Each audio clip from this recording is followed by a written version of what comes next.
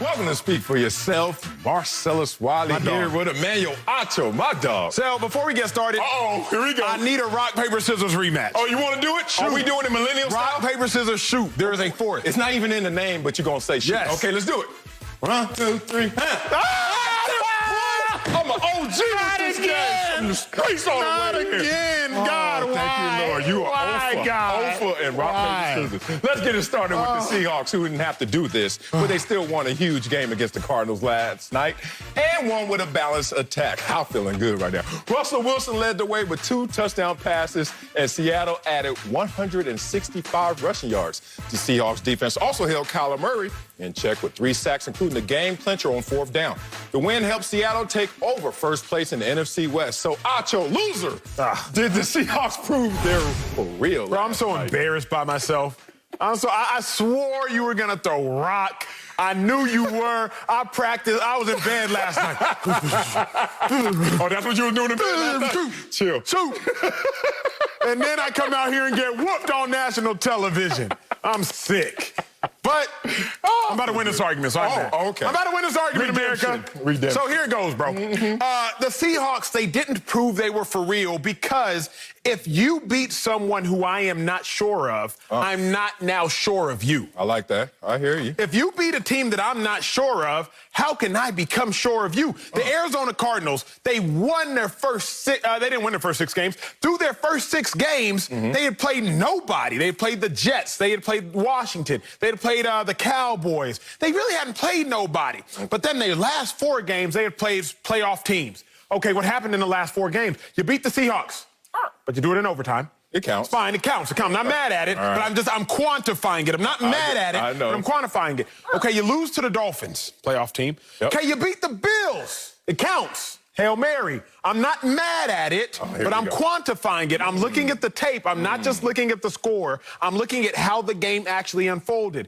And now you lose to the Seahawks. So I wasn't sure of the Cardinals in the first place. I told you that yesterday's show. Now the Seahawks come out here and they beat the Cardinals, a team I'm not sure of. That does not instantly, Marcellus, make me sure of them. Good point. What did the Seahawks do? What did they prove? Okay, they had a pass rush when it mattered. What's crazy about this game, they only got 3 sacks. Only had 3 pressures. Okay. The sacks were also their pressures, right? 3 sacks is a solid amount. Yes, I was about to say. But you would assume 8 sacks pressures combined over the course of a game. You know that, you're defensive lineman. They only had 3 sacks and really no pressures. They were actually more efficient than they were effective. I'll give you that. You got a sack to end the game. You drew a safety. Efficient, but not incredibly effective. So, Sal, as I look at it, they didn't prove to me that they were for real because they just proved to me they are exactly who we thought that they were. Capable of beating good teams, capable of winning 1-score games, not going to dominate you. But what did I learn? I didn't learn anything yesterday. Whoa, the Seahawks proved a lot to me yesterday, and I predicted some of this. You guys go back to YouTube and check out our clips from yesterday and the day before. I actually said the same things that actually materialized in this game, which makes me proud. But let's start here because the Seahawks did prove things. As you know, as a former player, every time we walked into that locker room and after we went through a practice session, film session, whatever it may be, all the things that you have to load up in terms of intel and ammunition to get yourself ready to play.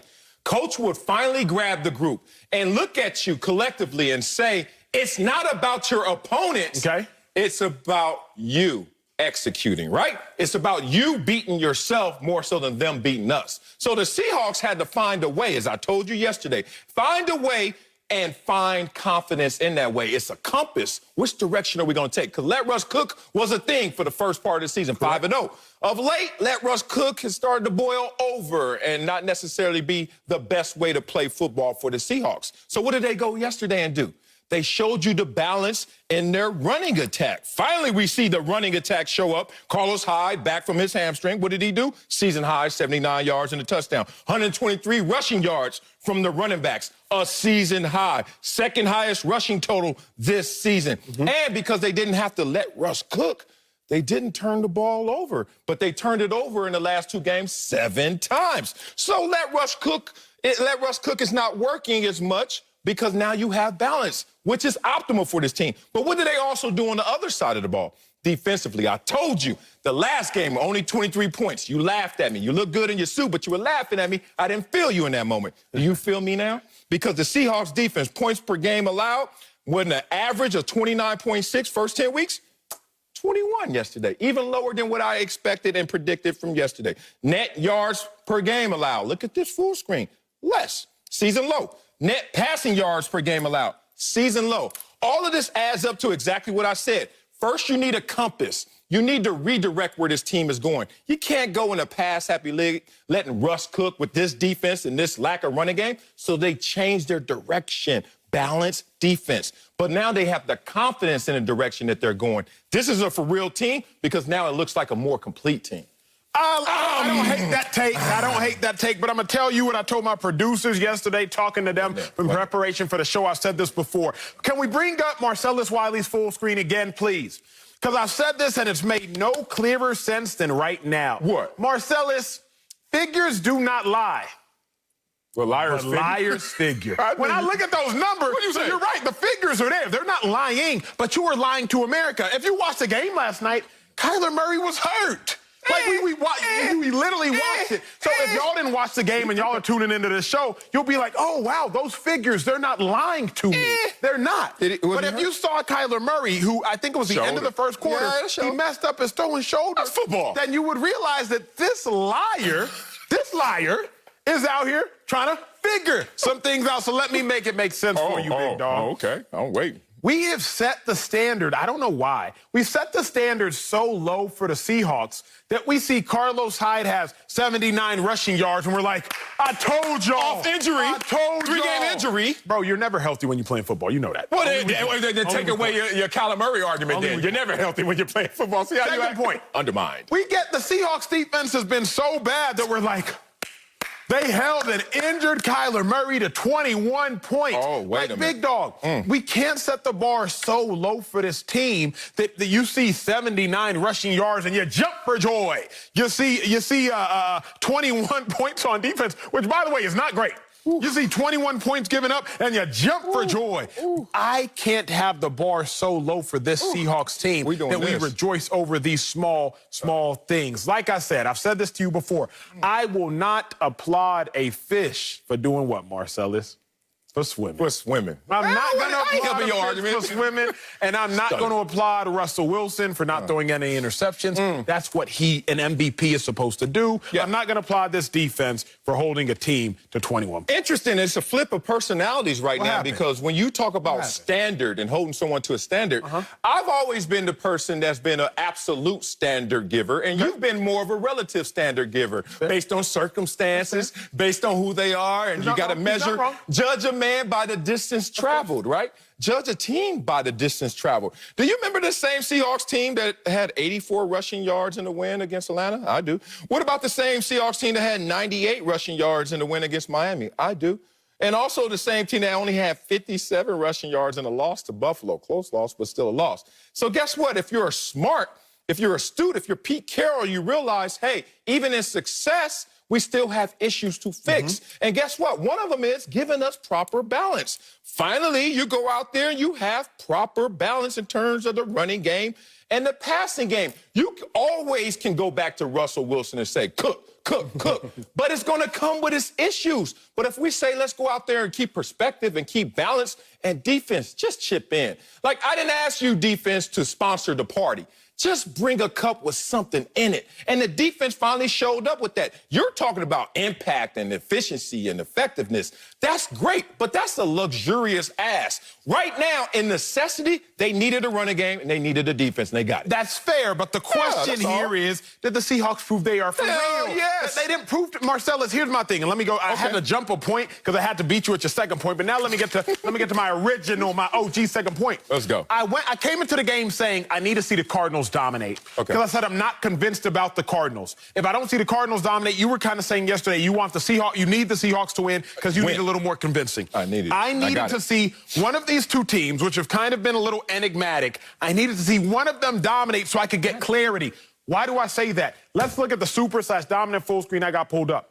Of all the teams that I think are legit, Look at teams that have won games and how many times they've won games by 14 points. You think? Buccaneers, they've won by 14 points 5 times. Chiefs, won by 14 points 5 times. Packers, won by 14 points 4 times. Saints and Steelers, they've beat teams by 14-plus points 2 times. But then when you get to the Seahawks, they haven't dominated an opponent all season long. The only one you can say maybe is the Falcons, week 1. Right? Like, that game was very lopsided. 13-point game, but very lopsided. They beat the Patriots by 5. Beat the Cowboys by 7. Beat the Dolphins by 8. Beat the Vikings by 1. Beat the 49ers that are hurt by 10. Then you lose, and you lose. Now, a win is a win. 25% of games are decided by 3 points or less. I've said that. I say that all the time. But when it comes to the playoffs, bro, you going to trust 4 straight coin flips? Is that what you're going to do? Because in the playoffs, you're playing playoff teams. When you look at the Seahawks, their last 4 games, 3 of the last 4 games have been against playoff teams. You lost once, you lost once, you lost once, and then you won. It's not going to be, we can just win by 3, win by 5 against the Patriots, win by 7 against the Cowboys. Let's flip the coin, win by 8 against the Dolphins. You got to be able to dominate at some point in time.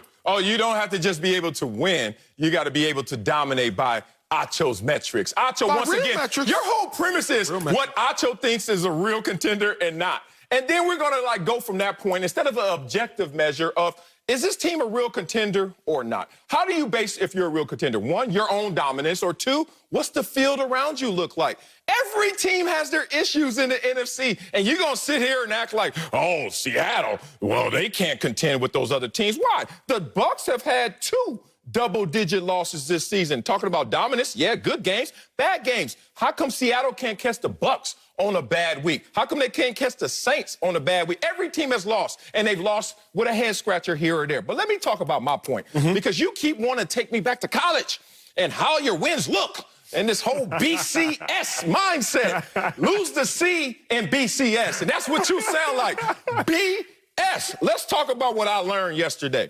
I learned an old saying. What's that? Is true once again. In an imperfect world, you're perfect.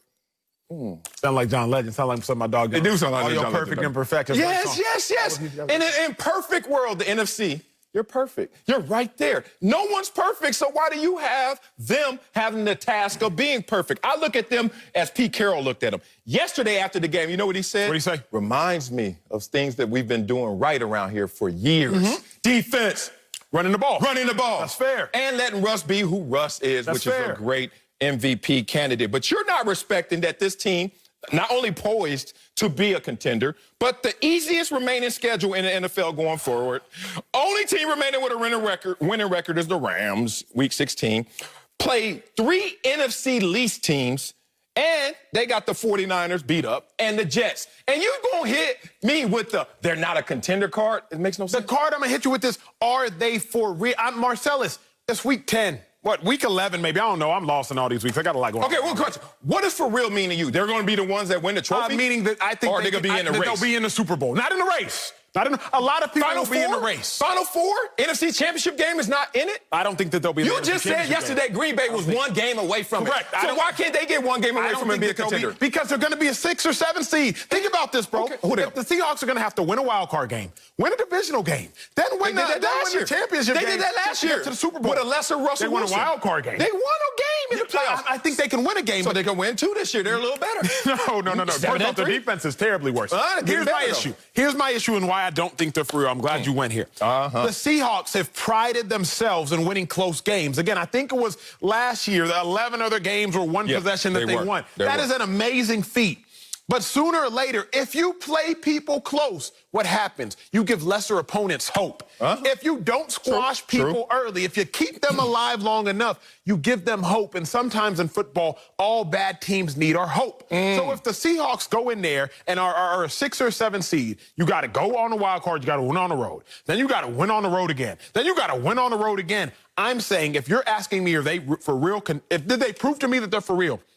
Not yet. Sir, it's week 10 or 11. I'm not applauding you for crawling anymore. I'm not applauding you even for walking anymore. I want to see you jog and I want to see you sprint. Do you think that that was a sprinting type of performance? I think it was based on what they were doing before. If it was crawling, walking on their knees, begging, hoping that the defense would show up, that the running game would show up. They went from 519 yards against this same team to only giving up 314 yards. This same team they just gave up 37 points to, they only gave up 21 points. I see what you're doing. Isn't that a great indicator of progress? No. Do you have any kids? No, you don't. Do you have a measuring chart on the wall? No, you don't. But my little biscuit used to be down here, but that 5-year-old is up here right now because he's growing just like this team. Here's the problem. Your little biscuit. Hold on, dog. What's the problem? Biscuits? That 5-year-old got hands. Here's the problem. What? You're going to come into the real world as an adult and realize, wait a second, we talked about this 3 days ago. It's not about being task-oriented. It's about being goal-oriented. You know this. I know. Task-oriented is, okay, son, stand up against the measuring tape. Okay, you're 3.8 this week. Last week you were 3.6. Uh-oh, now you're 4.2. Last week you were 3.8. Okay, but now you maxed out at 5'7". Everybody else is 6'5". My son, chill. Okay, you're right. You maxed out at 5'9". No, the problem is, Sel, I'm not comparing the Seahawks to their former selves, because that's not what it's time to do. I am comparing the Seahawks to the competition. I'm comparing the Seahawks to the Bucks, to the Chiefs, to the Packers, to the Saints. I'm comparing the Seahawks. If you're comparing the Seahawks to their former selves, I'm with you. Like, we're not having a disagreement here. But it's not, are the Seahawks faster than they were yesterday? It's, are the Seahawks the fastest? Here we go. I thought practice was preparation for performance. That's fair. Okay. And I thought performances were going to be measured against themselves to get you prepared for the playoffs so you can streak at the right time. There was a time where we thought Seattle was the best team. Then that switched to Green Bay for like a week. And then we saw Tampa. And then it went back to New Orleans. The point is, there's a carousel. And Seattle's already been on it before with less of a team. In this moment right now, they have more of a team. What did they change for you? That's what my only question for you is, what did they change yesterday? Running game, better than ever. Defense, better than ever. If they continue to believe, we saw it last season with the Tampa Bay Bucks. We're seeing it this season, even with the lowly Dallas Cowboys the last 2-3 weeks. They're number 11th in total defense. Where is that coming from? Teams change performance by performance. It's a shame you don't respect things like that. That little biscuit is harder in the real world. Little biscuit, you better keep growing, boy. Don't be my son, damn it. Coming up at the top of the hour, the Cardinals took the L last night. We'll tell you if Kyler Murray's squad are contenders or pretenders. But first, Baker Mayfield and Carson Wentz are both struggling. But we'll tell you which quarterback has more to prove on Sunday. Next, speak for yourself. Shout out to... Hey, Speak for Yourself listeners. I wanted to tell you about our brand new Fox Sports app and website, foxsports.com. Reimagined for the modern sports fan. Go ahead, download the new app now. You don't even have to pause this episode. Every day on the new app and website, you'll see the top stories in sports, plus a rich world of written content, videos, social media, and analytics to give you a 360-degree view of the most important stories of the day. Streaming live TV has never been so easy or elegant. Every Fox Sports game, including all pregame and postgame shows, are just one click away. For the extra invested fan, we also go deep with real-time wagering lines, trending prop bets, win probability, and key player projections. So download the new Fox Sports app or visit www.foxsports.com. Come back to Speak for Yourself. The Eagles head to Cleveland Sunday on Fox in a matchup of two struggling quarterbacks. Cleveland is 6-3, but Baker Mayfield hasn't thrown a touchdown pass in their last two games. On the other side, Carson Wentz, quarterback for the Eagles, he has as many interceptions as touchdown passes this year. But Wentz will get some relief since Defensive Player of the Year candidate Myles Garrett was put on the reserve COVID-19 list and will not play on Sunday. So, Marcellus, let's talk these QBs, these former first-round picks. Yes.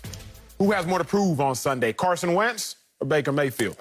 It's Baker Mayfield, the former #1 overall pick, a little higher pick than Carson Wentz. So if you look at it from that situation, there's more invested in Baker Mayfield in terms of a draft choice. Now, Carson Wentz is on his second contract. He's on that big multi-year extension. So that takes some of the pressure off him because they're already stuck with him in terms of the money, the dead cap, the cap space. They know that they have to ride Carson Wentz and the roller coaster he's going to take them on for at least 2 more years, despite drafting at his position. But, oh, Baker Mayfield, you don't have that contract security, do you? Oh, Baker Mayfield, you don't even have the team's confidence because this brass, this head coach, this general manager, they didn't draft you. Oh, Baker Mayfield, you don't even know if you're going to get your 5th-year option picked up. Oh, Baker Mayfield, what do they think of you? it's hard to think high of Baker Mayfield because as soon as you start thinking high, he'll take you low. This is the same quarterback in terms of quarterback rating in his 9 games this year. He's had 4 of them over 100 quarterback rating, but he's had 5 under 80. Yuck, Baker Mayfield. You've passed for less than 200 yards in 3 of your last 4 starts, Baker Mayfield. We can't trust you. Why can't we trust you? Because look at this stat. This is a fun nugget. The Browns rank 30th in pass offense, but they're passing at the 3rd lowest rate in the NFL. People out there, let me say this again. They're trying their best not to throw the ball at all. But when they do, they're 30th in the NFL. And there's only one quarterback throwing those passes. It's the guy that they don't trust and the guy who has so much to prove, more than Carson Wentz, is Baker Mayfield. So I vehemently disagree with you, but there's one thing that I need to state first, sir. You look good in that suit. That's your boy. You look like you've been slimming down, and I hope that you stay away from edible nuggets. Much more you stay away from these statistical nuggets. Because you just boggled my mind with all these stats, Baker Mayfield. Last night, too. Versus, you watch it? I didn't. Oh, okay. Well, I'm just get off that subject then. It was good. Nuggets work. Let's go. Look, let's talk. It's Carson Wentz, and it's Carson Wentz for this reason. Let me come out the gate swinging off the top rope. Carson Wentz, for 8 weeks in the season, he proved that he was high risk, moderate reward. 8 weeks, consecutive weeks, he proved that he was high risk, going to lead the NFL in giveaways, but moderate reward. He's also going to give you about 17 touchdowns. At the time going into the bye week, that ranked, I believe, 8th in the NFL, total touchdowns. It's lower now. Then coming out of the bye week, watch your mouth. Then coming out of the bye week, Carson Wentz, he said, okay, I heard y'all. Y'all said I'm turning the ball over too much. I'm going to change my ways. But then he came out of the bye week and proved that he was low risk, no reward. Oh, that's what we're doing. Giants game, no turnovers, no plays, no touchdowns, low risk, no reward. Okay, now, Sal, Carson Wentz has to prove that he can be low risk, high reward. Low risk, moderately high reward. Low risk, some reward. He has more to prove because he has more expectations. Baker Mayfield, we know who Baker Mayfield is. We know what Baker Mayfield is. Baker Mayfield has never been great. Baker Mayfield's ceiling is not high. Baker Mayfield is a game manager to above average game manager at best. That's what we know who Baker Mayfield is. That's who he's been for 3 years. Carson Wentz, though, he's been in an MVP conversation. Carson Wentz, he's led his team to the playoffs, I want to say 3-4 consecutive years. Carson Wentz, he's shown us promise. He's shown us something that Baker hasn't. That's why he has more to prove. Prove that he can get back there. I don't get your argument. One, I don't like your argument because it had no numbers. It just had terms like, risk and reward and moderate. Like, where are the numbers? Where are the supporting evidence for that? Instead of just your rhetoric. Everybody didn't go to Columbia. No, some went to Harvard. So here's the thing. So look at this situation for what it is in terms of the numbers before we can even say who's better, who's more consistent. I don't understand where you're going with Carson Wentz because Carson Wentz hasn't finished anything. But at the same time, he's shown you something that you invested into a second contract. So guess what? What does he have to prove? I already talked about benching Carson Wentz. Did that work? No. Did you talk about trying to put him in and out the lineup with Jalen Hurts? Is that going to work? No. Because they're stuck with him. But you're not stuck with Baker Mayfield right now. That's why he has a lot to prove to get into the same position that Carson Wentz finds himself in. The last 5 games for the Cleveland Browns are interesting because it's like a microcosm of Baker Mayfield and his career. Up and down. Win, loss, win, loss, win. That's what they've been on, the roller coaster, the Baker Mayfield roller coaster. I keep killing you with these nuggets, bro. 14 straight games under 300 passing yards. That's Baker Mayfield. Yuck. 23 straight games without a back-to-back 250-yard passing game.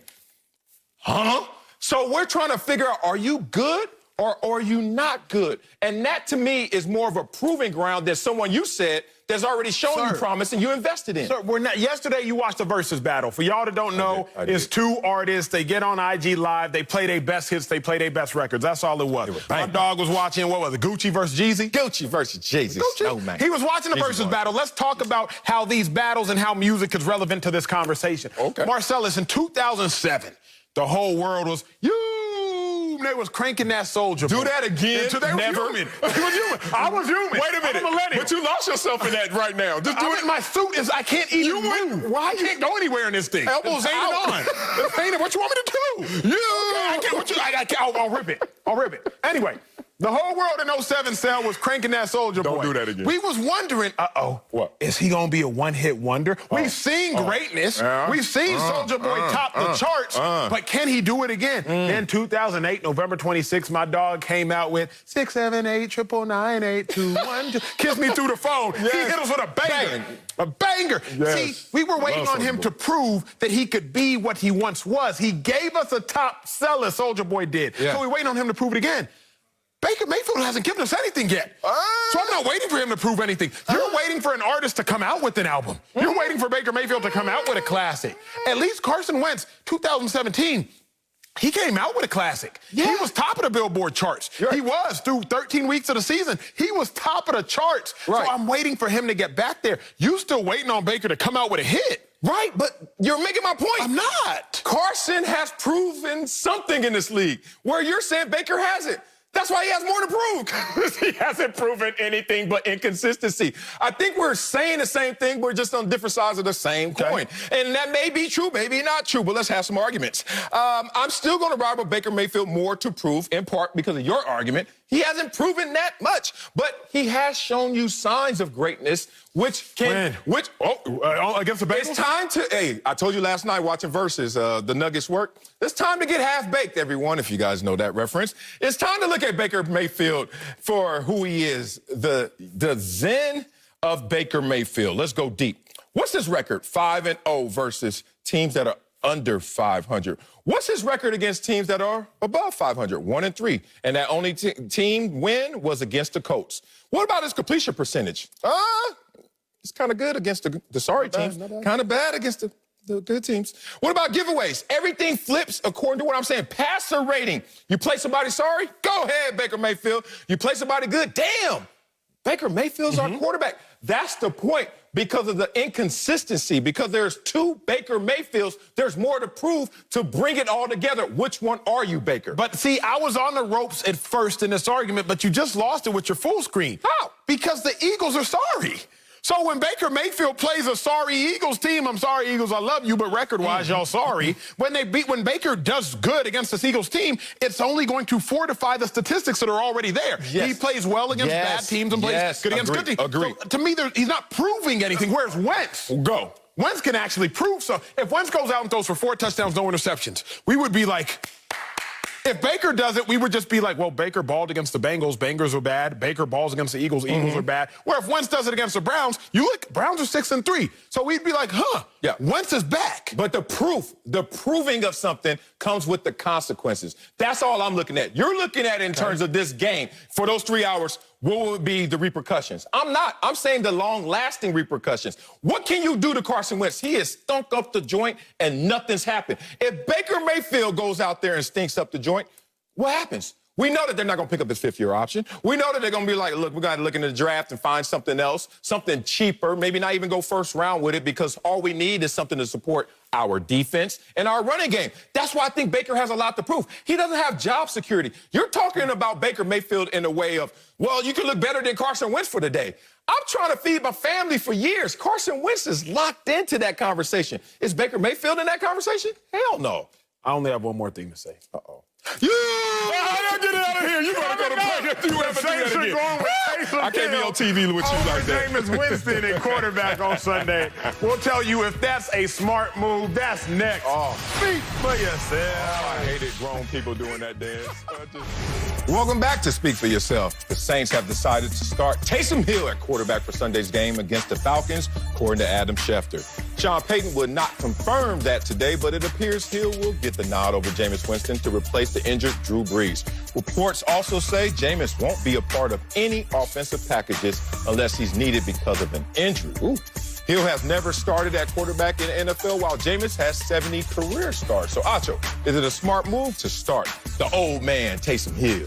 Not a smart move, not a wise move, not an intelligent move, but it is a necessary move. In the NFL, ladies and gentlemen, you don't necessarily play the best player, you play the paid player. That's the way it goes. I give the utmost respect to Pete Carroll and the Seattle Seahawks. For those that don't remember, 2012, the Seahawks paid a guy by the name of Matt Flynn a boatload of money. Russell Wilson won the job fair and square. The rest is history. I was like, that is so atypical in the NFL because you don't always pay the best player. you play the paid player. That is what is going on in the New Orleans Saints facility. That's what's going on the field. Taysom Hill has more tackles, I recently heard, than he has career completions. And this isn't like Taysom Hill has always been used to be a quarterback. He's always been this glorified Wildcat guy, going back to his days at BYU. In BYU, 1,000 career pass attempts, 500 career rush attempts, 2-to-1 pass-to-running ratio. Taysom Hill has never, ever in his life been this actual drop-back passing or passing at all quarterback. So is it a smart move? No, it's almost as dumb of a move as you can make. Play the guy who was once drafted at the position number 1 overall. Like not number 101, not number 201, not number 301. Number 1 overall, Sean Payton. You're a coach. Your job is to get the most out of your player. You have one of the most talented players at that position. Acho, that's dumb. That's asinine. How can you say that? Jameis Winston threw for 5,000 yards last year. 8 quarterbacks in the history of the NFL have thrown for 5,000 yards. Please digest that and sink that in. Say that again. Jameis Winston threw for 5,000 yards last year. Only 8 other quarterbacks have done that. Let me give y'all some names. Matthew Stafford, Patrick Mahomes, Tom Brady, Dan Marino, Drew Brees. Like, those are just the names of the company that have done that. The last thing I'm going to do, Marcel, so I'm going to end with a full screen because I'm talking a lot. I'm just going to give y'all a picture. Give it to me. Saints backup quarterbacks. Let's look at the career numbers.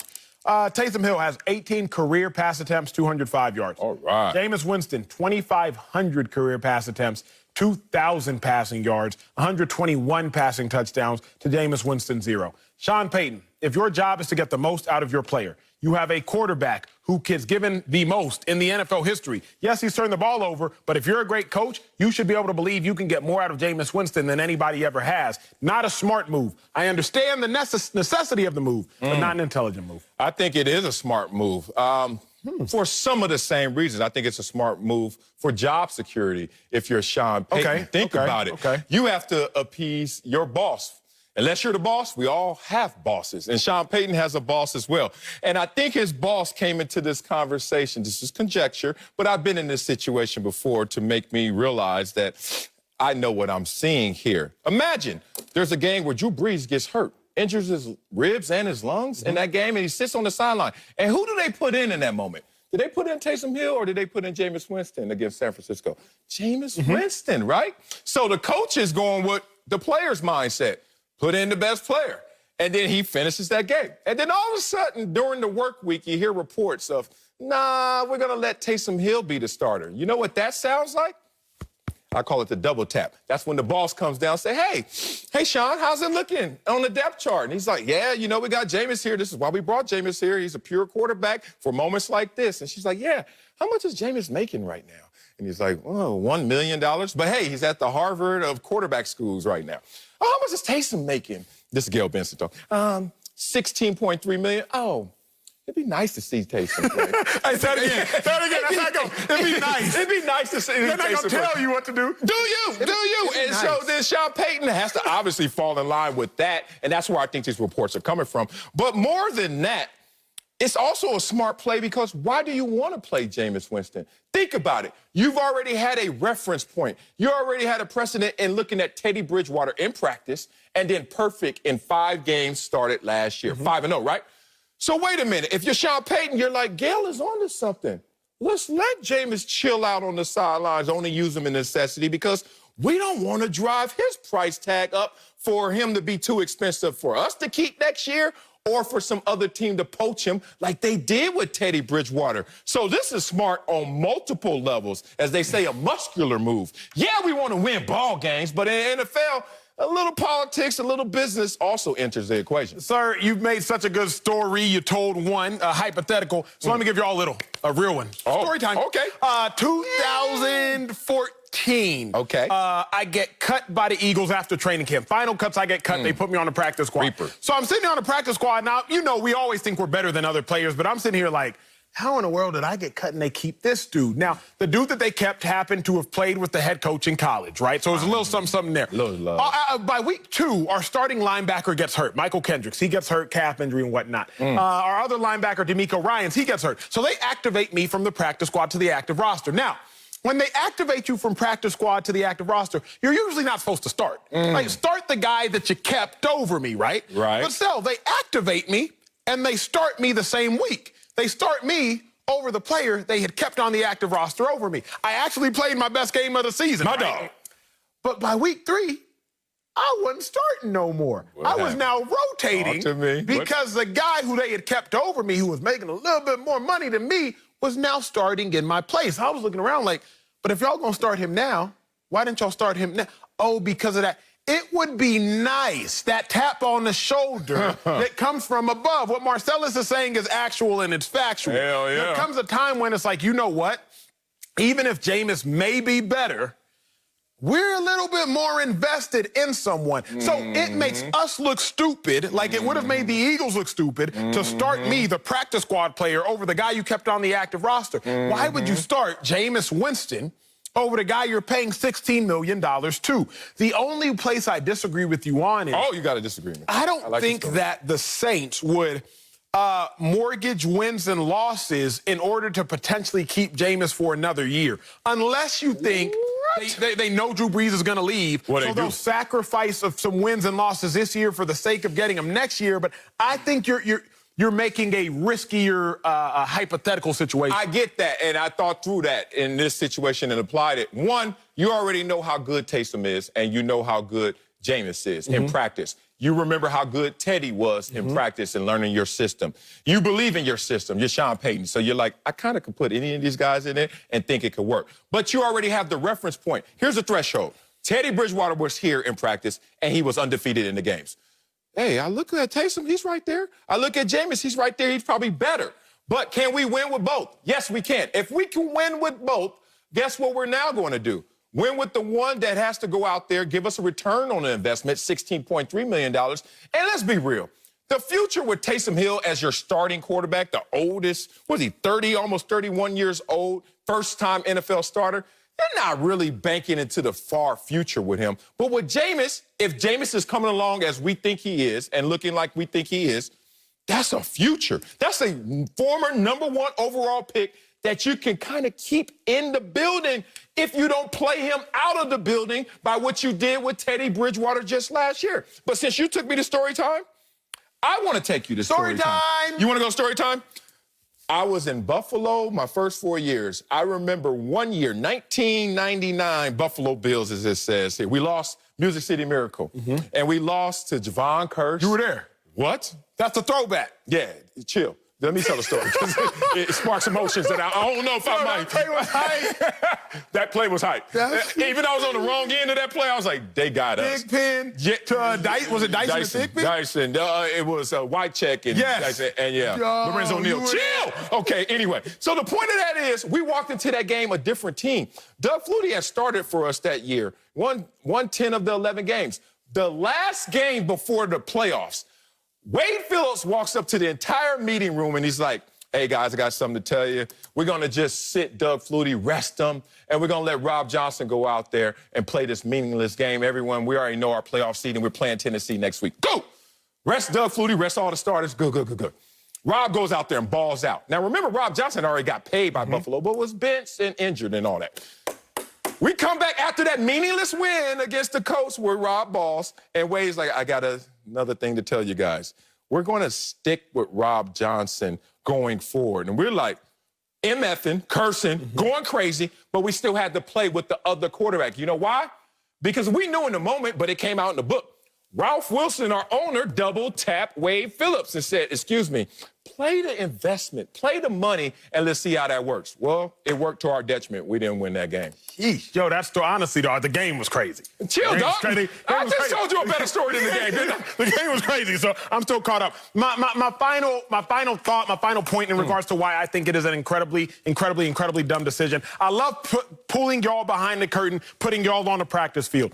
Taysom Hill, the last 5 years he's been in the league, he's probably taken, I don't know, maybe 350, 400 snaps at quarterback. Like, he doesn't in practice. He's not practicing quarterback. For y'all that don't get it, and I'm not on the Saints field, but based on how they use him, he'll probably take one snap every period at quarterback. You're probably getting about 16 periods. Like, Taysom Hill is not practicing quarterback a lot because they use him so much as a gadget player, special teams, etc. Jameis Winston has exclusively been practicing quarterback for the last 5 years. So even if these men, like, were coming in with complete blank slates, Jameis Winston has deposits at this position, whereas Taysom Hill doesn't even have deposits at the position. I think Sean Payton is also putting Taysom Hill in a losing position. To your point, maybe that's why they didn't go to Taysom Hill in-game injury. Yeah, agreed. Like, this dude ain't practicing quarterback. Yeah, that's a great point right there. But I still think my point was better. Coming up, Joey Bosa is using the media, us, to call out his Charger teammates. We'll tell you if we have an issue with that call out. Next, speak for yourself. That's a great point. Welcome back to Speak for Yourself. The Chargers are 2-7 and starting to point fingers. LA is near the bottom of the league in takeaways, and Joey Bosa is not happy about it. The two-time Pro Bowler called out his teammates yesterday. Y'all take a listen. When you're presented opportunities, I've said this 5 times, I'm not asking you to do a cartwheel and then backflip and pick it off between your legs with one arm and then moonwalk into the end zone or something. Sorry, but if the ball is thrown at you, you got to make plays. And I'm not pointing fingers, but if you want to win and you want to be a great team, you got to call it out and you got to tell it how it is. Tell it like it is. Well, Marcel's our resident Charger here. Do you have an issue with Joey Bosa calling out his teammates with the media? I don't have an issue with this. Now, let me first preface this by saying I have bias in this. Not just my Chargers love, not just my love and fascination for Bosa, who plays the position much better than me. And he played it probably 3 times better than me, but he got 6 times the amount of money, which is congratulations to your birth certificate. But seriously, why I have bias is because I've been this guy before. Not only the team anonymous snitch, as I've said before on record, that I used to be that source for the locker room. And I've also been Joey Bosa, put my name, put my number, and put my face to some of my criticisms, especially when I was with the Chargers. I don't have a problem with this because we play a public-facing game. The world gets to see it. And guess what? In that public-facing performance, the world already knows what's happening. So for you to echo what the world already knows, I don't understand how somebody could be upset with that. I don't know how someone could be that thin-skinned. And if this hurts your feelings, brother, you're in the wrong business. You're in the wrong sport. This is football. I'm not pointing any fingers because I didn't even say any names. And when I did criticize, I also included myself as Joey Bosa in the criticism. He talked about his sack production. He talked about the fact that when he's hanging on for a sack, why don't I even strip the ball and create a turnover? You got to look at this Charger team. One of the only 2 teams, and the other team is the Washington football team, to allow at least 8 40-yard completions this season. You know what's bad about that? Because there have been moments within those completions or incompletions, they could have taken the ball away. They've been in so many close games this year, this Chargers team. And for them to be that close, a turnover here, a turnover there, makes all the difference. Joey Bosa knows that. He just want to make sure that his entire team knows. Nah, Sal, I disagree with you on this take. Number one, when you point one finger, 3. You got 3 of them pointing right back at you. That's my first thing, Joey Bosa. But here's my second thing, Sel.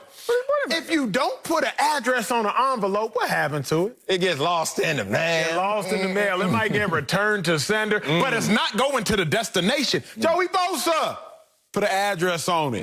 Who you talking to, bro? Marcellus, what I can't stand in 2020, it's really the 2010s. People get on social media and they do what's called subtweeting. For those of y'all that aren't on Twitter, you get on social media, I just can't stand him. I just can't stand him. He was late last night, always blowing me up. If I don't call you back, I don't want to talk to you. Who you talking to? Put an address on it. They know. Text them. They know. Call. They know if they hear. They know, They know if they find out. They know, though. But they might not find out. That's my problem. I don't know. Like Joey Bosa, your teammates in the locker room, they're not watching your interview. They might watch this show. Hopefully, y'all tune in. But they not watching the interviews. So whoever you got a problem with, Joey Bosa, tell them. Don't sit there and go buy the envelope buy a stamp, lick the joint, put whatever you got, put your diss track in it, but then don't address it.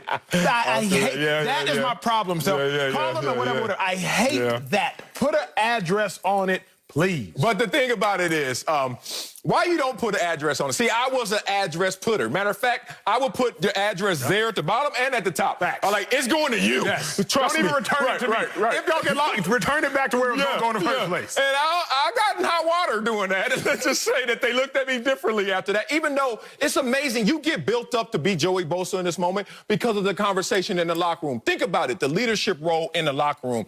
I remember the times where I said, okay, I'll say it. People were pressuring me. Marcel, say this, do this. And I was like, why? They was like, one, nothing can happen to you right now. But two, that's what everyone is feeling. So your first call is not to the media. Your first call is not sitting there post-practice, let me call on my teammates. It's really a rallying call from your teammates who are all having this conversation. Hey, why he keep dropping the ball? Hey, man, won't you come up with that? And you hear all the bickering, so you finally want to express the echo that's happening in your locker room. But let's take it to someone else who's been in the locker room. Got to bring it to our guy, Fox NFL analyst LeVar Arrington. LeVar, do you have an issue with Joey Bosa, linebacker, defensive end, using the media to call out his teammates? No, not in this instance. I don't have an issue with it. When I look at this situation, there is obviously established hierarchies that take place in locker rooms, right? There are certain guys on the offensive side of the ball, defensive side of the ball, that can speak to what they feel is going on and address the state of the team. Now, you have generally every once in a while, you have a guy like in our locker room, it was Darryl Green. He could address both sides of the ball. No one would have anything to say. It's just that's the law of what it is that D Green is speaking as it applies to our team. So Joey Bosa has earned that hierarchy position. His resume speaks for it. His level of accountability speaks to it. And he's, like you said, Marcellus, he's only calling out the obvious by saying that in these close games, if we can get some more interceptions, and by jokingly saying, all right, listen, I'm not asking you to moonwalk. I'm not asking you to catch it between your legs with one hand. I'm just saying catch the ball and let's get this turnover and let's get these W's. It's more of him letting the fan base know that they see the importance of it. They understand the importance of it, and they're not taking it lightly. And that's how they're moving at this point.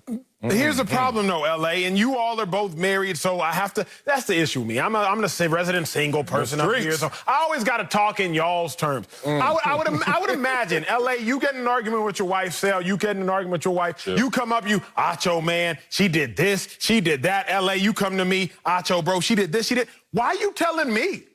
Go talk to her. Y'all the ones that got the problem. Why are you telling me? I can't do nothing about it. That's why I'm telling you. We're addressing the state of the situation, and we're letting you know that you need to be better than us in that situation. Just don't get married at all.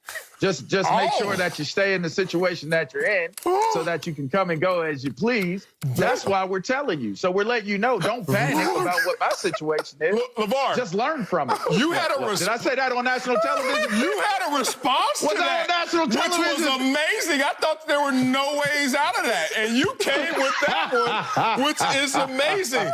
I wanted to stick I hope you was listening, Nacho. Yeah. I hope you was listening. Let me stay on the tracks. Let me stay on these railroad tracks with this.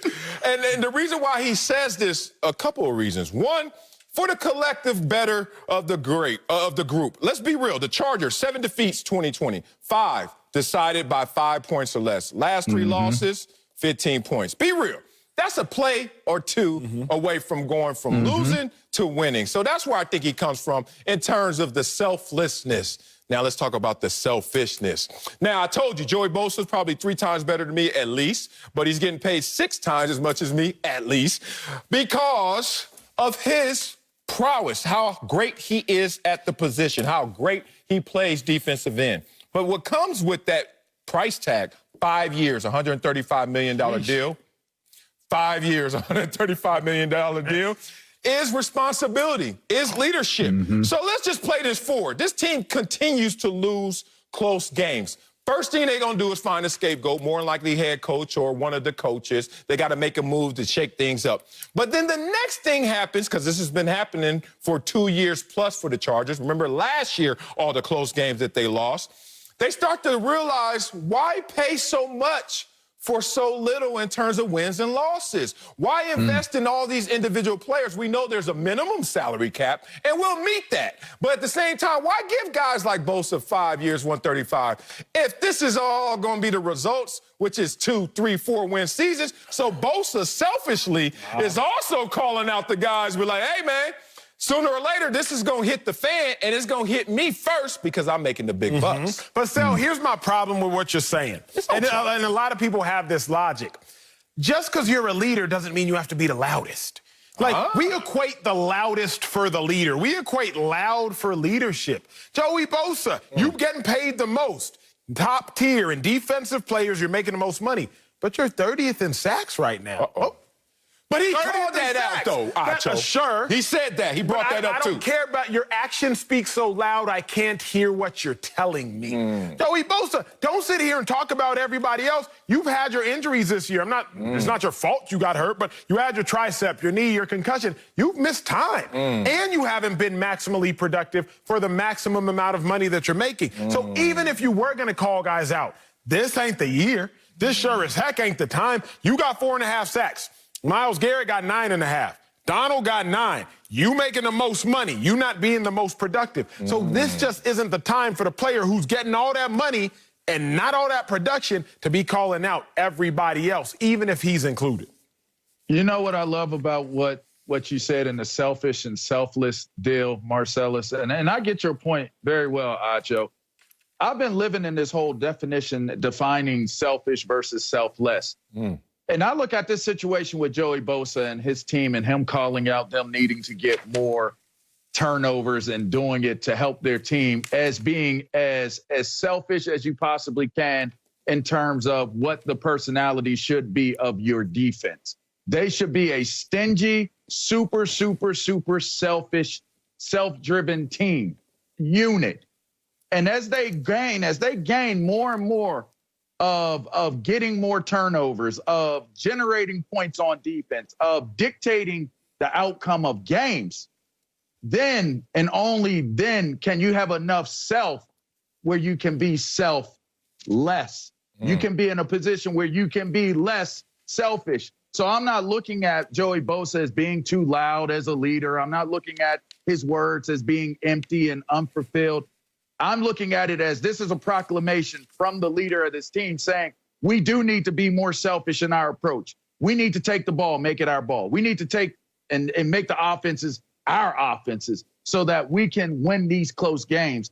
And that's the definition of selfish versus selfless. Have enough self built up where you can be self much lesser of the time. Real talk right there, man. I just don't remember hearing a quote from Joey Bosa before all this money. And that's what's funny about the money, because it gives you more microphones so that you can have a louder voice outside of your building. But it also comes with more volume inside the building as well, because you are one of the leaders based on that contract and your production. Interesting. Coming up in our big story, Kyler Murray's Cardinals were knocked off by the Seahawks last night. We'll tell you if they're contenders or pretenders. Next, speak for yourself. Get on with that ghetto bird. Watch it, speak for yourself as you're on the couch, like Carson Wentz right there. Marcellus Wiley, Emmanuel Acho. Looking good over there, big dog. Let's talk about the Cardinals in our big story. Kyler Murray was held in check last night by the Seahawks, finishing with 2 touchdown passes, but he had a season low 15 yards on the ground. Arizona still had a shot to tie the game with under a minute left, but the Seahawks sacked Kyler on 4th down. The loss drops Arizona to 6-4. Take a listen to Kyler after the game. It definitely played for me, in certain situations, but I think, like I said, put up 21, had a chance to win the game at the end. But throughout the game, man, we started off slow, and then we just kept shooting ourselves in the foot. So, Acho, are the Cardinals contenders or pretenders? Man, this was tough for me, I guess. I say they land somewhere in between, but we don't get paid to be indecisive. I get paid to give y'all an opinion. So I got to say they are pretenders, because when you're saying contender or pretender, let's be abundantly clear. Are they in contention for winning the Super Bowl? That is what this question is about. Not are they in contention for winning the NFC West. Not are they in contention for winning 8 or 9 games. Not are they in contention for being a competent team. Are they in contention for winning the Super Bowl. When I look at this Cardinals team, I once again will say no. The reason I will say no is very simple. Look at their team, then look at their results. Don't just look at it from a macro. Look at it micro. So I said it before. You start off the season, the Cardinals do. They play 6 teams that aren't currently in the playoffs. Then their last 4 games against playoff teams. They beat the Seahawks in overtime. They lose to the Dolphins, playoff team. They beat the Bills by a Hail Mary to DeAndre Hopkins, best catch of the season, probably best catch we've seen 3 or 4 years. And then they lose to the Seahawks. If the Cardinals make the playoffs, they would make the playoffs as a 6 or 7 seed as it stands right now. I think they're currently a 6 seed. That means to win the Super Bowl, they'd have to win 4 games against playoff teams, more than likely all on the road. If they've just played 4 games against all playoff teams, they've won 2. The 2 that they won, Hail Mary and overtime. The 2 that they lost, it doesn't matter because they lost. I cannot sit here and say that they are clear-cut contenders to win a Super Bowl as I look at it. Interesting. I disagree with you. They are contenders. Everybody's a contender. Yeah, you are a contender. You're a contender. Oh, you guys are contenders. Can't wait. Hey, they did increase the playoff format. Guess why? Because everybody can be a contender once you get into that. What were the goals, the micro goals for any NFL team? Win a division. Win a division. Can they still win a division? Yeah, they can. Okay, and then once you win a division, get to the playoffs, and then what? Anything can happen, right? So, yeah, contender. Yeah, sound like him. Anyway, but I think I chose the thing that I have an issue with. What's that? Is the fact that I'm trying to figure out which question are you answering. Are you mad at what they are, which is 6 and 4, or mad at what they are because of how they got there, which is, hey, you took a Hail Mary. You know, Super Bowl games have been decided by 1 yard. We talked about the Rams game when we were talking about the Titans of what, 2000? You could talk about the fact that you look at a couple years ago, Russell Wilson, 4th and 2, 2 yards right there. Games are decided by this much, and that's how close this team is to really convincing people like you that they're contenders. Let's talk about what happened last night.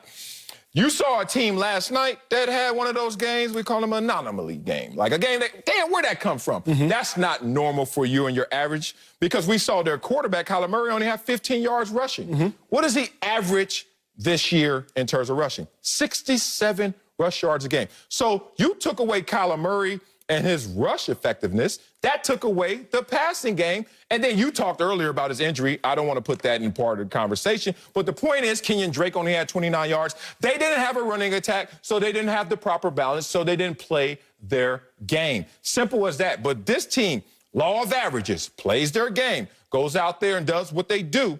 Yeah, they're a contender because they were right there before this moment. Marcellus, how you got there, to a degree, dictates who you are.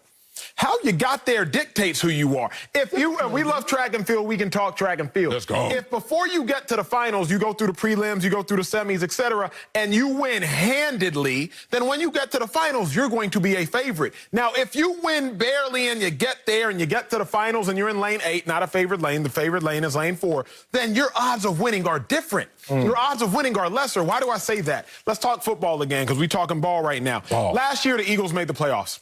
I'm an Eagles fan. Did I think the Eagles ever had a chance of winning the Super Bowl? Absolutely not. Did they make the playoffs? Sure. Kudos. Last year, let's talk AFC. The Texans made the playoffs. I'm a Texans fan. I'm from Dallas, Texas. I got some dogs on that team. Did I think the Texans were going to win the Super Bowl? Especially without J.J. Watt, because he hadn't played in a while. He did end up coming back.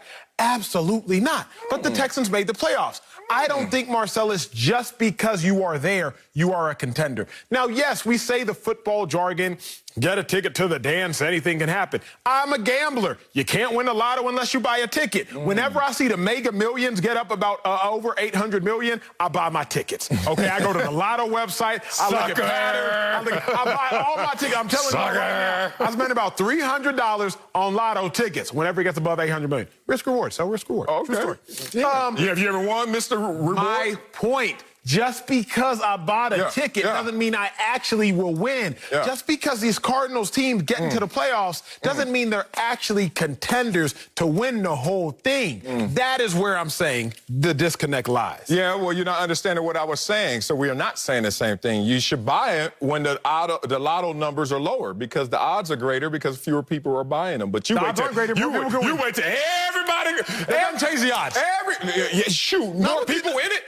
That doesn't change the What odds. game are you playing? It doesn't change the odds. You can have more winners than one. The numbers are the numbers. Oh, you playing that one? I thought you were I'm playing make believe. That's why I don't play any of them. I don't do any of that. I just make money and try to save it. That's all you need to do, guys. Don't go his lane of all this lotto odds. And you can see right here with me, so the lotto odds ain't that damn good. Shut your trap. Here's the thing. You bring up the Eagles and them making the playoffs and they're not really contenders. Yeah, you were 8-8. Like, no one was really thinking that, were they? The Texans, that's not going to be the Cardinals. The Texans, did they win a playoff game last year? Yes, they did. Were they up 24 on the Super Bowl champions? Yes, they were. So actually, I look at that as evidence or confidence that this Cardinals team is a contender. Be real about it. What's up? During their 4-1 stretch, 4 wins, 1 loss, you saw what happened with Kyler Murray. They were running zone read options. They were running their plays. Last night, they didn't run their plays. So when they go 4-1, 18 zone reruns, 140 yards, 6 touchdowns. Last night, they ran it 3 times for 1 yard. Wait a minute, big dog. You're not running your plan of attack. It kind of reminds me of Baltimore last year against Tennessee. 14-2 team. Yeah, they should go past Tennessee. Oh, you got down early. Oh, you were in a situation where you couldn't run your game plan. And that's what happened. We saw it last night. You look at this team. They were never in the lead against the Seahawks. They never felt comfortable running their game plan or running it effectively. So for me, I look at this Cards team as being the same team it was for other games than it was just last night, which was an anomaly. You like nuggets, so I'm going to give you a nugget. No barbecue sauce, no ranch, no honey mustard. I'm going to just give you some nuggets. The last time a quarterback in his first postseason appearance won a Super Bowl, 2001, Tom Brady. So it's been 2 decades since that happened. So it's time. So we're due. Nah, I can't stand it. That's why I don't gamble. That's why you shouldn't gamble, because you that guy. Hey, we haven't won in 20 hands. Let's go all in, Acho. No, Marcel. But you haven't won lotto ever, and you still play. Chill out.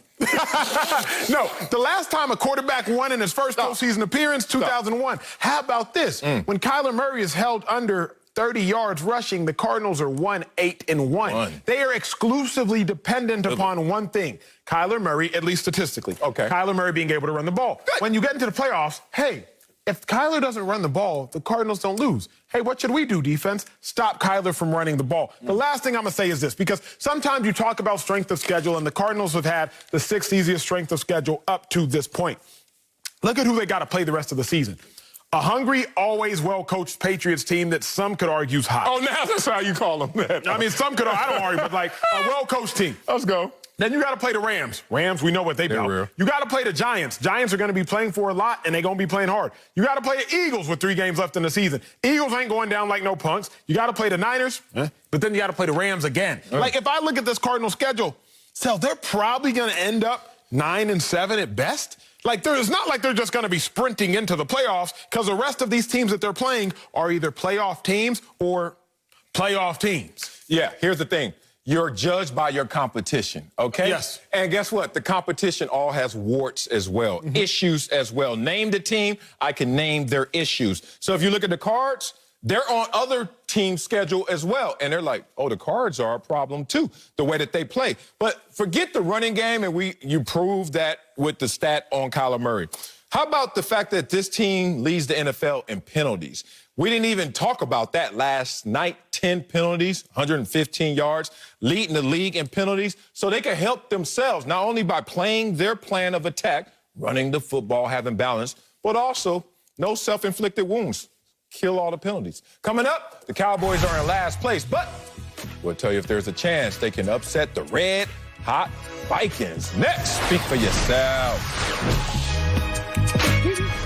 Welcome back to Speak for Yourself. The Cowboys, they're 2-7, heading into their road game in Minnesota Sunday. Oh, Minnesota. I think I said that right, Marcellus. That's the accent. I've been working on it. They head to Minnesota Sunday on Fox. The Vikings are rolling 3 straight wins, while Dallas, well, they're going in the opposite direction with 4 straight losses. But on the bright side, quarterback Andy Dalton returned to practice this week and is expected to start. The Cowboys are definitely tired of losing. Take a listen to Ezekiel Elliott. Just for me, and I know a lot of guys on this team, we're competitors. No one likes to go out there and lose football games. I think it's been, a month since we won a football game? And that, it sucks. It sucks. LeVar Arrington is back with us. That's Fox NFL analyst. But, Marcellus, I'm going to you first. Are you giving the Cowboys a chance to upset the Vikings? Yes, I'm giving them a chance. How about them Cowboys go out there, upset Minnesota, which is kind of like, okay. I mean, Minnesota right now is surging. Yeah, we can all project that they're going to make this late season surge and run, but are they? If you look at what the Dallas Cowboys present and potentially after the bye week can present as an issue for the Vikings. One, run, Zeke, run. We haven't seen them run effectively all year long, but coming off the bye week, it's interesting to watch Ezekiel Elliott and how they're going to use him because of the carousel that they've had at quarterback. Andy Dalton should be the quarterback of the Cowboys. And Andy Dalton, interestingly enough, is a late season quarterback. His win percentage is .577 win percentage after week 11. What does that mean? Not much unless you know what the other quarterback does usually after week 11. Oh, Kirk Cousins is a losing quarterback in those same games from week 11 on, 18 and 19 in his career. That doesn't mean a ton, but it means something. And then you can attach that to Ezekiel Elliott, fresh legs coming off the bye week, and they know that they have to lean on him to shorten the game, give them time of possession, and let the Cowboys defense go out there and make some hay. The Cowboys defense, since week 7, this is a number 11 defense. The Cowboys, who were at the bottom of the barrel fighting with the Seattle Seahawks, are now number 11. And we saw them play well against Pittsburgh. Don't lie about that. So the Minnesota Vikings coming in here thinking the Dallas Cowboys are their record will be surprised. Ezekiel Elliott run the ball. You keep the ball. Andy Dalton, work some of your late season magic as you normally do. And in this situation, Cowboys go out there, surprise them. Big bro, it's been a long show for us of disagreement, so it's about time that we agree. Although I'm in my Vikings purple, I have to say I do think the Cowboys got a chance to win this one. I am old enough to remember week 2 of this season when Kirk Cousins threw 3 interceptions and 113 yards. I'm old enough to remember when head coach of the Vikings said, we can't start winning until we stop losing. I'm old enough to remember that this Vikings team, which we're seeing now, and they bag. Dominant performances on defense. Dalvin Cook has been balling, acting like crazy, doing what he was doing, better than what he was doing even in college. Like, this Vikings team is dominant right now. But this ain't been the whole story for the Vikings. Let's look at Jekyll and Hyde talking about the Vikings 2020 season. The first 3 weeks, 0-3. Negative 299 yards, yard differential. Passing percentage down. Y'all can see the things. Giveaways up. Last 3 weeks, 3-0.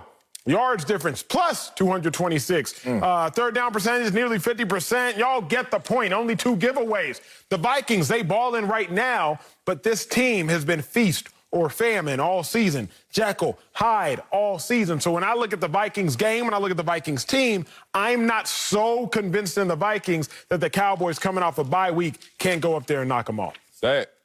Well, their transformation came when Dalvin Cook turned them into Mr. Jekyll and started flipping out on them, running up and down the field. That was the change in their turnovers, is taking the ball out of Kirk Cousins' hands.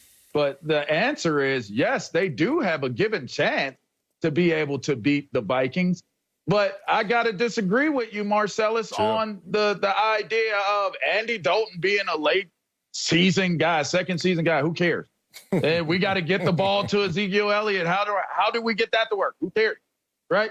For me, I'm looking at this as, I know from experience playing on some really, really bad teams by the halfway point of the season, what the mentality and the thought process of a wounded animal backed into the corner and how they may come out and fight. Sometimes they come out willing to just die. Lay down, go ahead, it's over, done. But some of them animals come up out of that corner and they fight a little harder than what you would have anticipated and expected because it's survival. And so this Dallas team is in dire straits right now. They're going to fight to try to win the game for whatever their own personal reasons will be. But I do not see them being able to win this game and it being a correlation to what the rest of their season is going to be. Bad teams can put together one game and win one game. Bad teams don't put together strings of victories and win at a rapid clip. So I don't see it being a correlation, but they do have a chance to win. I love that point about the motivation, especially latter part of the season when you're not a good team. How do you come out? Well, I'm going to challenge some of these competitors and then be specific and talk about Ezekiel Elliott. Cowboys know that they roll if Zeke rolls. They're 22-4 all time when Zeke rushes for 100 yards or more. Now, he hasn't rushed for 100 yards this entire season, but this is his first game coming off the bye. Maybe you'll see an improved performance by Zeke. But it's interesting reading some articles out of Dallas that they're trying something new with Mike McCarthy. This week, they're trying... Is that the new what? Is that new? That would be nice to see them try something like that new. You ain't never lied, Coach. All this new stuff you try something old, like win a game. How about that new? Yeah. But they call it the across-the-hall approach. And it's interesting because I've been in this position before where you go to your opposing position coaches' meetings and they self-scout you. So imagine you're a running back, you go to the linebackers coaches' meetings and they look at film of you from the first 9 weeks and they say, this is how we would attack you and this is what you're doing to give us tendencies and keys on your performance. And that's an interesting approach because Ezekiel Elliott knows the challenge of playing his Minnesota Vikings team. Last year, when they played each other, Minnesota won that game, close game, and Dalvin Cook and Ezekiel Elliott were highlighted as the two best running backs going head-to-head, who's better, and they both try to show reverence and deference. Oh, it's him, oh, it's me. But Ezekiel lost that matchup head-to-head. This year, they're not even highlighting that as a matchup. Think about that if you're Ezekiel Elliott just in one calendar year. You're not even being highlighted as the premier player that's going against their premier player. I know back in my days when I used to look at the programs or the season tickets or the billboards, when you start to be highlighting when you start to know that group shot and they stop putting you in, even if I ain't on the cover, you better have a whole bunch of pictures of me on that You got program. feelings, and that's my point. I think some of that motivation may pour, especially in Ezekiel's cup. Yo, I love that. I'm going to go statistical because Cowboys fans, I'm a Cowboys fan, contrary to common belief. Because I'm an Eagles fan, y'all think it's mutually exclusive. No, I was born in Dallas. And if the Cowboys do well, we can talk about y'all on TV, and people like to watch the Cowboys. It helps ratings. What I will say is this. If you're trying to grasp at the straws that I've been grasping at, Mike McCarthy, his first 9 years in Green Bay, coming off the bye week, he had won 8 of the 9 games. Yeah. So Mike McCarthy has shown us, okay, coming off a bye week, he can get his guys in order, at least his first 9 years in Green Bay. The other thing I look at, Cowboys fans, the Vikings, they're 1-3 at home this season. They allowed 34 points at home in those 4 games, and they've allowed 462 yards a game at their home games. Worst pace of any team in the Super Bowl era defensively. So if it is time for Zeke to eat, if Andy Dalton is back, you still got those receivers galore, probably the best trio in the league. As I look at it, Cowboys, y'all do got a shot. Y'all just got to believe y'all got a shot. Coming up, the Ravens were upset last week by the Patriots. We'll tell you if Lamar Jackson's crew are legit Super Bowl contenders. That's next. Speak for yourself. Welcome back to Speak for Yourself. Lamar Jackson said his Ravens were, quote, ticked off after being upset by the Patriots last week. Baltimore is now 6-3 and have already lost more games than they did all of last season, even though they only lost 2 games last season. Chill. If that wasn't enough, Lamar's offensive numbers are down across the board from last year's unanimous MVP run. LeVar is back, but Acho, are Lamar's Ravens legit Super Bowl contenders? So why you keep asking me these questions about are they contenders or they not? They're impromptu. So it's not your fault? No. Look, no, they're not. They're not. It's unfortunate that they're not. The reason is simple. When I look at the 3 toughest opponents that the Ravens have played in the last calendar year, their 3 biggest games, however you want to slice it, however you want to dice it, the Titans in the playoffs, they lost that one. Chill. The Chiefs this year, man, they lost that one. Chill. The Steelers this year, man, they lost that one. Like when they play against these dominant teams that are as dominant as them, then all of a sudden, they ain't dominant no more. Now, they embarrassed the mess out of the Browns, 38-6. I saw that. They whooped up on the Texans. I saw that. But then when it was time for them to face the big dogs, they kind of cower at times. Again, in order to beat a big dog, you got to beat the big dog. In order to be the best, you have to beat the best. And what do we know about Lamar Jackson? Even in his MVP campaigns, and Lamar Jackson is excellent. Lamar Jackson is amazing. Maybe not this year, but he is. That's who he is. Against the Chiefs, I believe 0-3 if I'm not mistaken. Against everybody else, he goes crazy. But when he's playing the best of the best, we don't necessarily see him at his best. So I cannot say that the Ravens are legitimized Super Bowl contenders until they prove to me on a semi-consistent basis that when they're playing other Super Bowl contenders, that they can beat those contenders as well. They're legit Super Bowl contenders. You up here lying. I'm going to take one of your phrases because you call me a liar about 5 times a show. So finally, I'm going to flip it on you. Lying. Disrespecting, too, that purple Raven suit you got on right now. You know where your heart lies. You don't have to beat the big dog to be the big dog. I give you an example. We're talking about the Chiefs this week and making sure that they don't lose a season series against the Raiders, right? Oh, I wonder if the Chiefs have ever lost a season series. You know, it's the same team twice in the season. Oh, they did. The New England Patriots going back a few years ago. And then what happened? They came into their Super Bowl year saying, you know what? The only way we're going to make it through the Super Bowl and get a win is we got to go through Foxborough, go through the Patriots. Oh, no, you don't. Somebody took care of the Patriots for you. Maybe someone could take care of the teams in the AFC for this team. Maybe not. Maybe they can take care of them for us. Let's look at the top of the AFC. What is that, Pittsburgh? You want to go back to their early season schedule since you love strength of schedule and talk about the Pittsburgh wins and the tight wins that they've had? Or you want to talk about the Chiefs that have lost to the Raiders? And I think you want to think about the Raiders beating the Chiefs and maybe beating them twice. And the Ravens, maybe the Ravens could beat the Chiefs in a meaningful game in the playoffs. I don't know. It's just a hypothetical. But we're talking about a Ravens team that is third in the NFL in point differential. We're talking about a Ravens team that is number 1 in scoring defense and then held 5 opponents to 17 points or fewer this season. No other team in the NFL has done that as much. So, yeah, they're a contender, in part because of how good they are, but in part because other good teams also have blemishes as well that can be exposed by this Ravens team. Yeah, I got to agree. I think they're a Super Bowl contender, a legit Super Bowl contender. And I would say the biggest conclusion that I've come to so far looking at this Ravens team is really based upon their ceiling. I think they know that they have a higher ceiling than what they are right now, which I would think would address what you're saying, Acho. I think they understand. When you come back and you say we were upset, incensed by losing to the Patriots, they knew that's a game that they shouldn't have lost. But again, I think some of the best lessons as a coach, I always say this to my guys, the biggest lessons are learned in losses, not in your wins. And as they're continuing to try to climb to that next level, that next plateau, they look at what their ceiling is and what their potential is, and they know they haven't reached it. If they've reached their potential and they're losing those games to the Steelers, to the Chiefs, to the Pats that they just lost, then I can agree and say, okay, they got some chances or some changes that they have to make before they have that chance.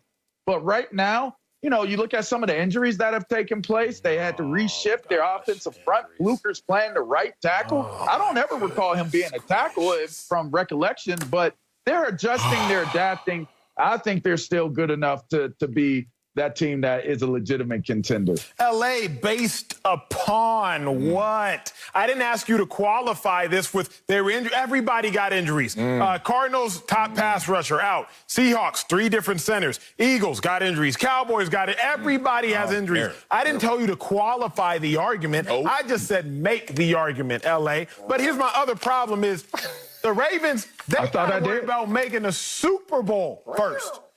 For the first time in conference history, the AFC has 9 teams with 6+ wins through week 10. 9 teams. So if you're the Ravens and you got 6 wins, you currently got the same amount of wins as the Browns. Just a quick aside. Just a quick FYI. Steelers are undefeated. Just a quick FYI. Colts and Titans, they both sitting there with 6 wins. Only 7 teams can make the playoffs. 9 of y'all sitting at 6 wins, and you about to play a team that knocked you off in the playoffs last year. You're about to come off a game in which you lost to the 4-win New England Patriots. So if we're sitting here talking about these Ravens as Super Bowl contenders, can we talk about them as playoff contenders? I think that is a more valid and valiant conversation and argument to be had. You're putting a team in the arguably putting a team in the Super Bowl that we got to make sure we can first put in a 6 or 7 seed. Because as I look at it, if you're either getting better or you are getting worse, a Ravens team that has lost 2 of their last 3 games, one of which being to a Patriots team that was clinging for dear life. that Ravens team is not getting better.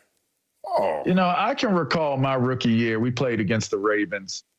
They had Rob Woodson on that team, Ray Lewis, Jamal Lewis was a rookie just like I was that year. And I want to say a 4-win, maybe a 3-win Washington football team played this Ravens team in Baltimore, I believe. And we beat them. We pretty much handily beat them. And that's one of the greatest defensive of all time. We went on to be an 8-8 team, while that team went on to win a Super Bowl. I don't equate their struggles against any team, whether it be high-level team or low-level team. I don't equate it to 6-win teams that are sharing the record with them as them being the same team. There are differentiators on this Ravens team. Their defense is a differentiator. All right, their quarterback is a differentiator. As they continue to move forward, you don't know what may come of this team in terms of what their ceiling is, and that's why you have to look at them as a legitimate. Well, I mean, their floor is that they're a 6-win team, and they beat some pretty good teams. Yes. I don't look at them as the same way as if Dallas goes in and wins against Minnesota this weekend. It's not the same. You know what I mean? So I'm looking at this situation 2 ways. One, are they playing at their peak performance level? No, obviously they're not. Right. But at the same time, what's in front of them? Because Acho wants to talk about, I don't even know if you're going to get into the playoffs. That's what you were in. You got to fight to. Yeah, but you got the 8th easiest remaining schedule. And why does that matter? Because the only teams that have sniped you are the Patriots, Steelers, and Chiefs. Records aside, let's talk about the individual components of these teams.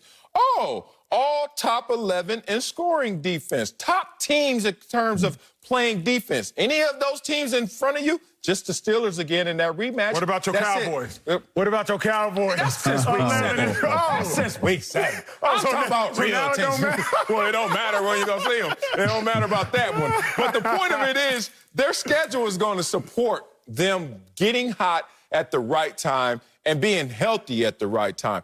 It's amazing Acho only has one contender in both conferences. And I guess that's your Super Bowl favorites, but the conversation is supposed to be a little broader than that. It's supposed to be who is surrounding the team that you think is favorite to win the Super Bowl. So I think if you want to open up the conversation, like LeVar and I have, Acho will come to the realization that this team is right there and potentially can contend. All right, it's time to make our picks for this week's free-to-play Super 6 contest. Since Acho loves gambling, I know he's going to do this one right. Sticking with the Ravens, their home game against the Titans is one of the matchups this week. Acho, get us started, Mr. Gambler, with a winner and how many? I think the Ravens get right. Give me the Baltimore Ravens, 28 over the Tennessee Titans. All that? And then you going to say they win? Oh, man, what you got, LeVar? I'm just not going to say they're a Super Bowl contender. 31-24 by 6, the Baltimore Ravens. Yeah, 23-19 Baltimore Ravens over the Tennessee Titans. It's amazing. Acho will say all that. They ain't going to win the Super Bowl, but they could be 13-3 still. Crazy. Super 6 players have won over $1 million so far this year. All you have to do is correctly predict the outcome of 6 NFL games. So download Fox Super 6 app. Make your picks before kickoff Sunday for your chance to be a millionaire. And for top stories, scores, and more, go to the Fox Sports app. Coming up, the NFC East has been historically bad this season, but someone has to win it, so we'll tell you which team should be the favorite. Next, speak for yourself. Somebody got to tell you. Welcome back to Speak for Yourself. Let's go to the NFC East, where the Eagles, yeah, you heard me right. The Eagles are in first place in the division, but it's not saying a lot. The division has the lowest winning percentage in over 50 years. The Giants are the hottest team right now with 2 straight wins, while the Cowboys are tied for last with Washington, but they're only 1 win behind Philly. So, Marcellus, who should be the favorites in the NFC least? How about them Cowboys? Seriously, this is my pecking order. This right here is my power ranking. Dallas Cowboys, but right under there are the New York Football Giants in the way that they're playing. Then I'm going to go to the Philadelphia Eagles and then the Washington Football Team. But let's start back at the top. How about them Cowboys? Why? Because they have a player that they can tap into that can actually drastically affect the win-loss column. I can't find him. What player No one can find him. No one's found him yet. But coming off a bye week, well-rested. You know how your hamstrings and your quad definition changes over the season, and then finally that workhorse Who are you talking about? Workhorse. Workhorse. It's time to ride Zeke, baby. It's time to ride Zeke. Zeke is broken. Zeke has been broken. But you ever get that toy? I got a lot of toys around my house, a lot of kids. And then Daddy, it doesn't work. I'm like, all right, open up, check the batteries. Still doesn't work. Roll the batteries. Still doesn't work. Put them batteries in the freezer, boy. We ain't that rich. All right, still doesn't work. All right, now it's time to get some new batteries. Zeke got some new batteries. It's called a bye week. Oh, I got away from the game. Oh, and you know this. When you step away the game in poor performances, you start to look at people differently because you think they're looking at you differently. Imagine on your bye week, normally if you're Ezekiel Elliott, you're like, yeah, man, yeah, what up? Everything. The party is where Zeke is. When you go on a bye week and the way Zeke's been playing this year, Cat's like, yeah, man, so you're going to rest, right? How you doing? Everything good? And I think that's going to get to Zeke. His motivation is going to be out of control. Zeke is going to have impact. Cowboys are going to win this division. You know it. I can't even believe you actually formulated that take. But I guess it's the end of the week, end of the show. He mailed in your last take. I get it. Marcellus, my head is telling me the Giants. My heart is telling me the Eagles. So I'm going to leave with my heart. Follow your heart, they tell you. Follow your heart. Although the heart is deceitful above all things. Let me say this. It's the Eagles. It's the Eagles. They should be the favorites because they have the best coach and they have the best quarterback. Their quarterback may not be playing the best. He may not be playing the best. So how is he the best? He is the best. What do you mean? What does that mean? They have the best coach. I thought you are what you do. Quarterback. You live and die by your coach. You live and die by your quarterback. Because of that, to me, it should be the Eagles. Now, who likely would it be at this junction in time?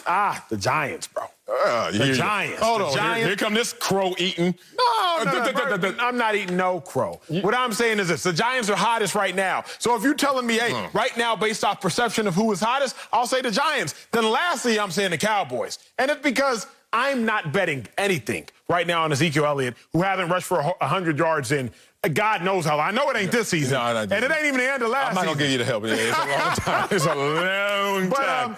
But you're saying who should it be? It should be the Eagles. Not who's going to win it, but who should it be? It should be the Eagles. Oh, my God. Who's the better coach, Doug Peterson or Mike McCarthy? Boy, stop. Thank you.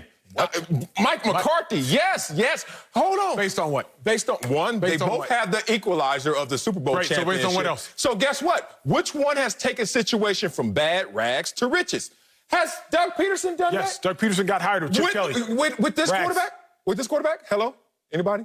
With this quarterback? Has Mike McCarthy done it with the bad quarterback? Thank you. He's right there, one game behind someone who has their guy, has their starting quarterback, has the guy he built the franchise around, and they're still only one game away from the Dallas Cowboys. So the better coach is the one that is dealing with more issues. I can't hear you. You can't hear me? I can't hear my IFBs. I can talk louder if you really want me to go there. Hey, dog, he has so many balls to juggle. I'm on my quarterback 1, quarterback 2, quarterback 3, quarterback 4. I'm trying to make this all work. And you're dealing with... No, it's too tight. You're dealing with Carson Wentz, and y'all got one more win. Thank you. Better coach over here. What do you think that Doug Peterson has to do? No Alshon Jeffrey.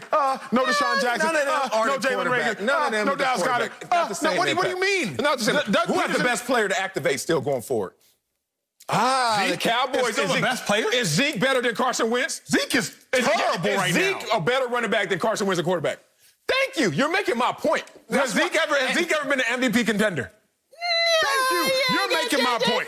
I can't hear him if they're telling me to get up out of this conversation. Ooh, coming up, Uncle Jimmy coming to save me first is going to end the week with a big announcement. Oh, you can't miss this. Next, speak for yourself. You stop.